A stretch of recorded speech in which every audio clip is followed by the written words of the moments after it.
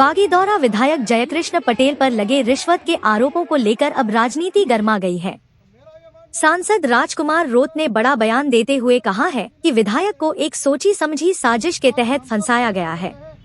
उन्होंने आरोप लगाया कि सत्ताधारी पार्टी का एक प्रत्याशी इस षड्यंत्र में शामिल है। सांसद ने कहा कि आदिवासी नेतृत्व को दबाने की कोशिश की जा रही है, लेकिन जनता इसका जवाब दे चुकी है और आगे भी देगी।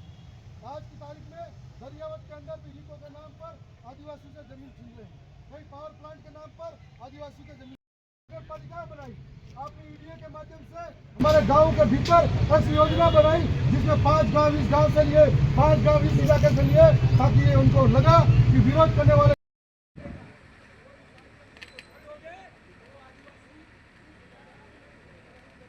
पैदा किया गया। आपको मालूम हो आज की तारीख में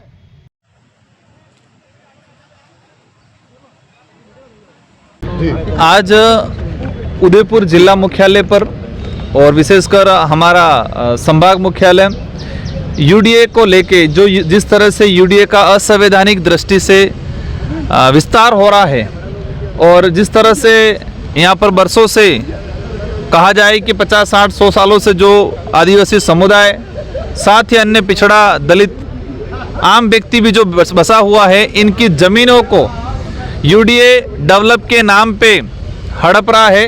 इस प्रकरण को लेके बिल प्रदेश मुक्ति मोर्चा के बैनर तले आज उदयपुर जिला कलेक्टर महोदय को ज्ञापन सौंपा गया है। ये बरसों से आदिवासियों के साथ अत्याचार किया जा रहा है, जल जंगल जमीन उनसे छीना जा रहा है। कहा जाता है कि विकास किया जाता है, लेकिन विकास के नाम पे आदिवासी समुदाय को विस्थापित किया जाता है असंवैधानिक दृष्टि से, क्योंकि संविधान के अंदर अनुच्छेद 243 ZC के तहत प्रावधान है कि शेड्यूल एरिया के अंदर नगर पालिका नगर परिषद असंवैधानिक है। इसके बावजूद भी वर्तमान सरकार हो या पूर्व सरकारें हो, सरकार कोई भी हो, लेकिन आदिवासियों की जो समस्या है वो जस के तस रहती है। वर्तमान देखा गया है, मैंने जो हवाला दिया अनुच्छेद 243 ZC का, ये संवैधानिक प्रावधान होने के बावजूद भी न ऐसा कानून आया है, इसके बावजूद भी आदिवासी इलाके के अंदर नगर पालिका नगर परिषद असंवैधानिक दृष्टि से यहाँ पर लागू की जा रही है। और इसी को विरोध में आज बिल प्रदेश मुक्ति मोर्चा के बैनर तले ये ज्ञापन दिया गया है। कौन कौन से इलाके हैं जिनको बाहर रखने की मांग जो है वो कर रहे हैं?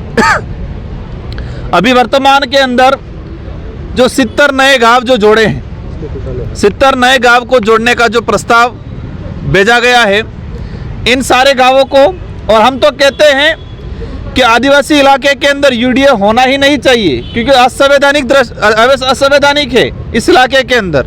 अगर है भी सही तो पुराना जो है उससे आगे नहीं बढ़े, और पुराने के अंदर भी जो आदिवासी दलित पिछड़ा जो जिनका मकान बना हुआ है, जब यूडीए ही नहीं आया था इससे पहले से मकान बना हुआ है, इसका जितना कब्जा है उसके कब्जे का उसको मालिकाना हक मिलना चाहिए।